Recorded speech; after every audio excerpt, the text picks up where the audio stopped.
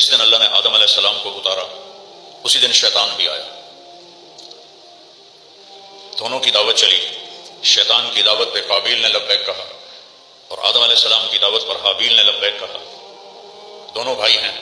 قابیل نے حابیل کو قتل کیا اور اسے کہا لأقتلنک، میں تجھے قتل کرنے والا ہوں۔ تو حابیل نے کہا لئن بسطت الی یدک لتقتلنی ما انا بباسط یدی الیک لأقتلک انی اخاف اللہ، اگر تم مجھے قتل کرنا چاہتے ہو تو میں کوئی رکاوٹ نہیں بنوں گا، میں تمہیں نہیں قتل کروں گا۔ انی ارید ان تبوء باسمی و اسمک، میں صبر کروں گا، تم نے جو کرنا کر لو، مجھے مارو گے تو میرا جرم تمہارے سر رہے گا قیامت تک۔ تو قیامت تک جتنے بے گناہ قتل ہو رہے ہیں، بے گناہ، وہ سارے قابیل کے کھاتے میں جا رہے ہیں۔ وہ جتنے مظلوم قتل ہو رہے ہیں وہ سارے حابیل کے کھاتے میں جا رہے ہیں۔ جو ظلماً قتل ہو رہے ہیں، ظلم کی وجہ سے قتل ہو رہے ہیں، وہ قابیل کا کھاتا ہے۔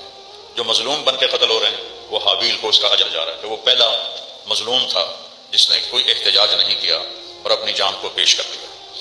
تو یہ حق و باطل کی ٹکر چلے گی یہاں تک کہ سورج مغرب سے نکل آئے، اور سورج کا مغرب سے نکلنا قیامت کی آمد کا سب سے بڑا اعلان ہوگا۔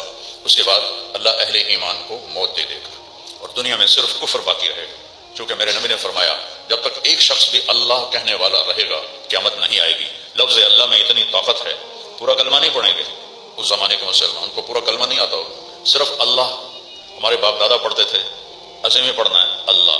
اس لفظ اللہ میں اتنی طاقت ہے کہ زمین آسمان قائم رہیں گے اور قیامت نہیں آئے گی۔ جب اللہ کہنے والا آخری انسان بھی اللہ اسے اٹھا لے گا اور پیچھے صرف کافر ہوں گے، جانوروں جیسی زندگی گزارنے والے، ان پر اللہ تعالیٰ قیامت کو قائم فرمائے گا۔